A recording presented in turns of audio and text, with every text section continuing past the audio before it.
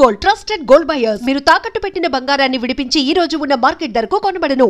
ఎంత విచిత్రం చూడండి. ఒకటి మీరు రామారావు గారు లాగా ఉంటారు అన్నది ఒక టాక్ అప్పట్లో.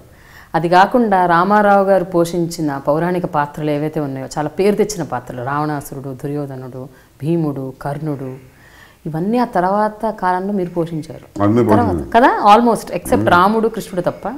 రాముడు కృష్ణుడు కూడా అది డూపేశారు. డూపేశారా? ఓకే. కదా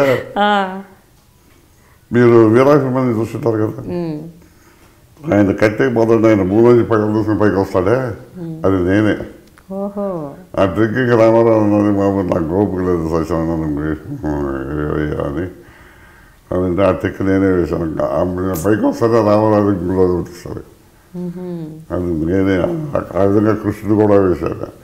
వేసేదాకా అందరూ ప్రొడ్యూసర్ రామానాయుడు అని చూసి నమస్కారం రామారావు అన్నాడు. నేనైతే సరిచాను. అది ఏమిటి కనిపెట్టలేకపోయినా అన్నాడు. అట్లాగే ప్రొడ్యూసర్స్ అందరూ ఆ విధంగా డూపేశాను అంతే. అదే కానీ ఒకట్లేదు, ఆయన కూడా నేనంటే జలసి ఎందుకంటే నేను తొందరగా హీరో కాకుండా ఆయన పోటీ లేకుండా క్యారెక్టర్ ఆర్టిస్ట్ అయ్యాను కదా. అక్కడి నుంచి ఆయనకి నన్ను చాలా బాగా చూసాను. సొంత బ్రదర్ కంటే బాగా చూశాను, నిజం చెప్పాలి. అసలు నా అప్లిఫ్ట్కి నేను ఈ పురుషుల్లో ఉండడానికి ముఖ్యంగా చెప్పాలంటే ఆయన కాదు. ఆ రోజుల్లో ఉమ్మడి కుటుంబంలో అంత కాతటికత. మరి కృష్ణావతారంలో పోటీ మీద నాకు దుర్యోధన తెప్పించడం ఇలాంటివన్నీ ఆయన చేయటం లేపించింది. చెప్పాలి అంత అంత చాలా తమ్ముడు కంటే బాగా చూశాడు. అయితే ఆయన మిమ్మల్ని తమ్ముళ్ళలా చూశారు. మీరు అంతే గౌరవంగా ఉండేవారా, భయపడుతూ ఉండేవారా? ఆయనతో ఎలా ఉండేవారు? మీరు ఏమన్నా ఓపెన్ గా మాట్లాడేవారా? ఆయనతో భయంగా ఉండేవారు? భయం భక్తి రెండు ఉన్నాయండి. ఎందుకంటే నేను సిగరెట్ అందరం తాగుతాను, అది ముందు తాగల. నేను తగ్గుతాను, అది తెలుసు. ఇప్పుడు షార్ట్కి జన పని లైటింగ్ అయిపోయింది, పిల్లల పని కూడా ఆయన బయట ఉన్నాను. సరే వస్తాడులే, నేను సిగరెట్ తాగుతాను, నాకు తెలుసు వస్తాడులే అని. ఆయన దాంట్లో కూడా మంచి మంచి వేషాలు వేసిందండి, రకరకాల వేషాలు వేసింది. దాంట్లో అన్ని టైపులు చేశాను ఆయన దాంట్లో. ఇన్నేళ్ల అనుబంధంలో మీ ఇద్దరి మధ్య ఎప్పుడు ఎలాంటి పొరపచ్చాలు లేవండి? ఎలాంటి అభిప్రాయ భేదాలు మీ ఇద్దరి మధ్యలో ఎప్పుడు ఎలాంటి చిన్న వచ్చాయా? 2 సార్లు వస్తే ఆయన నా మీద ఏ సాగులు చెప్పారు.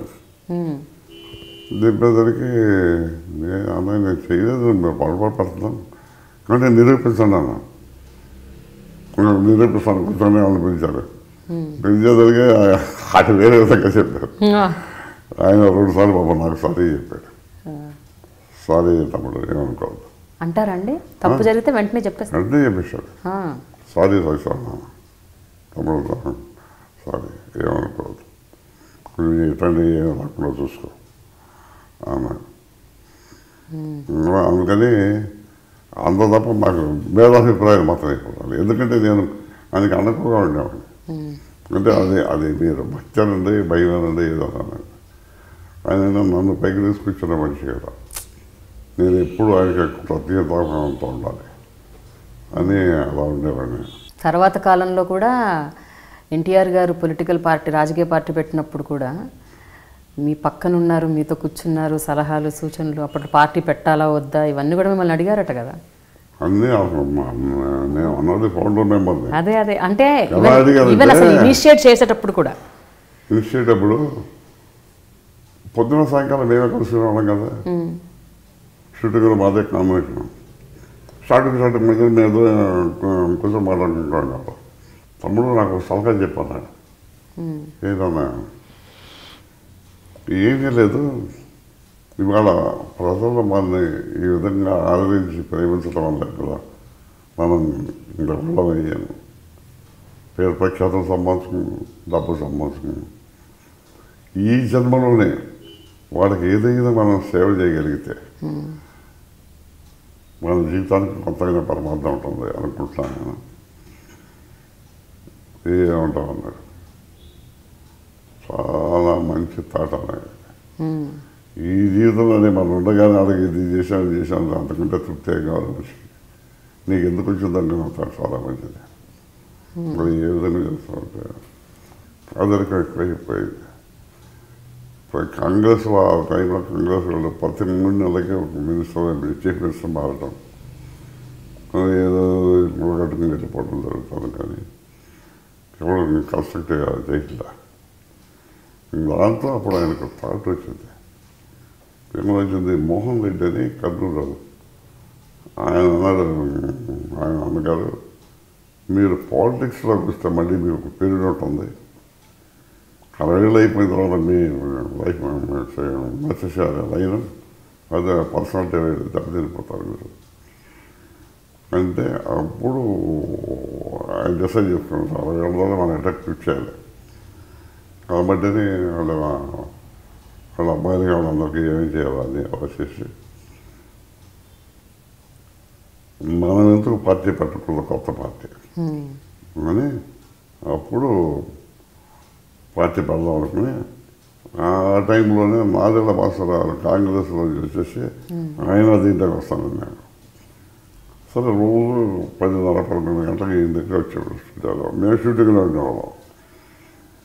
సరే స్టార్టింగ్ ఎలా తమ్ముడు పైకి వెళ్తాను ఆయన కూడానే ఉండేవాడిని.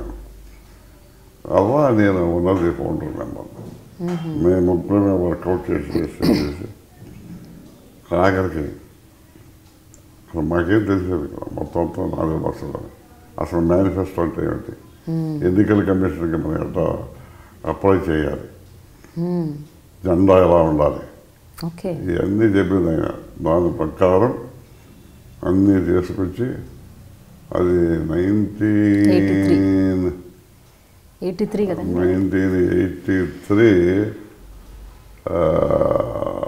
జనవరి 28th 29th ఆ రోజు ముహూర్తం పెట్టి కొబ్బరిగా పెట్టి తెలుగుదేశం అనే పార్టీ ఆ రోజు నేను పెట్టేది. ఆ రోజు అప్పుడు మేము ముగ్గురే ఉన్నాం. దాంతో అలా పార్టీ ఆవిర్భవించుకుంటూ వచ్చింది. కానీ పార్టీ పెట్టిన ఎన్నో ఏళ్ల తర్వాత ఎందుకు మీరు డైరెక్ట్ పాలిటిక్స్లోకి వచ్చారు అంటే 1996లో మీరు కూడా ఉన్నారు, బట్ పోటీ చేయలేదు. అదే 96 వరకు మీరు పోటీ చేయలేదు కదా. పోటీ చేయమన్నారు ఒకసారి. అప్పుడు 2 సంవత్సరాలు అక్కడ ఖాళీగా వచ్చేది. 2 సంవత్సరాల తర్వాత ఆ ఎమ్మెల్యే పదవి పోయి నన్ను నిలబడాలనుకున్నాను. నేను ఇప్పుడు ఇది ఉంది, ఇప్పుడు నేను మాజీ ఎమ్మెల్యే అనిపించుకోవాలి. ఇప్పుడు వచ్చినా కూడా ఇంకా నాకేం కొన్ని సంవత్సరాల బాధ్యత ఉన్నాయి. ఈ లోపు ఏం చెప్పి నెక్స్ట్ ఎన్నికల్లో నేను నిలబడతాను, అక్కడ నిలబడతాను అన్నాను. తర్వాత నెక్స్ట్ ఎన్నికల్లో నేను వెళ్ళలేకపోయాను. నేను అక్కడ అవుట్డోర్లో ఉండిపోయిన వర్షాలు, హెవీ రైట్స్. ఆయన మెసేజ్ నాకు అంత రోజు ఫోన్ చేస్తాను, మా మెసేజ్ అందుకుంటారు. ఒకసారి నాకు ఫోన్ చేయాలి, ఒకసారి ఫోన్ చేయాలి, నాకు అందట్లో మెసేజ్. ఎన్నికలు అయిపోయింది, మినిస్ట్రీ ఫాలో చేశాడు.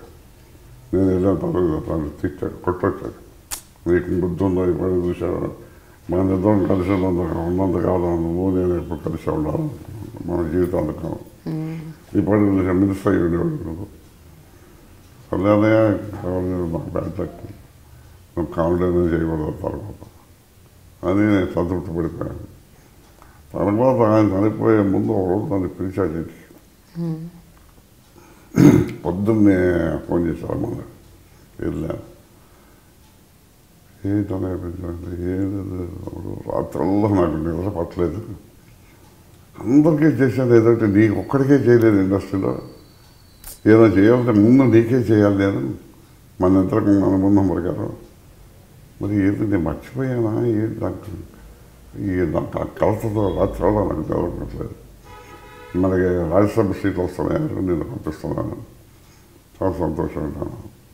ఈరోజు నేను కలిపాయి నన్ను పోయిన తర్వాత అప్పుడు చంద్రబాబు నాయుడు నన్ను ఒత్తిడి చేసి బలవంతం చేసి నిలబడాలి మచిలీపట్నం కాన్స్టిట్యున్సీకి. అప్పుడైనా మిగతా ఎమ్మెల్యేలందరూ చెప్పారు, ఇంకా ఇద్దరు నెగ్గుతాండి పరిస్థితుల్లో కావాలంటే లేదు అంటే చంద్రబాబు నాయుడు నన్ను బతిమాలి నాకు వద్దని అన్నాను. ఎందుకంటే 2 days టైమే ఉంది ఇక్కడ. సరే నన్ను ఎంత ప్రతిపక్షంగా నిలబడతానని చెప్పి నిలబడ్డాను. హైయెస్ట్ మెజారిటీతో గెలిచాను అప్పుడు. అలా 1996 96లో నేను ఎంపీ అయ్యాను. 18 నెలలే పరిపాలన గవర్నమెంట్ పడిపోయింది మరి. ఆ విధంగా పాలిటిక్స్లోకి పోయి ఉన్నందులో కాన్స్టిట్యూన్సీ బాగానే చేశాను. అందరూ అనుకున్నారు బాగా చేశాడని. ఆ విధంగా పాలిటిక్స్ ఎంట్రన్స్ కూడా అయిపోయింది. రామారావుతో జరగాల్సిందే అది చంద్రబాబు నాయుడు జరిగింది. And for more videos, Please subscribe to iDream. Please subscribe to iDream. Please subscribe iDream. And please subscribe to iDream. For more videos, subscribe to iDream. please like, share and subscribe to the channel. Congratulations, iDream. Subscribe to iDream. Subscribe to iDream. So subscribe to iDream Media.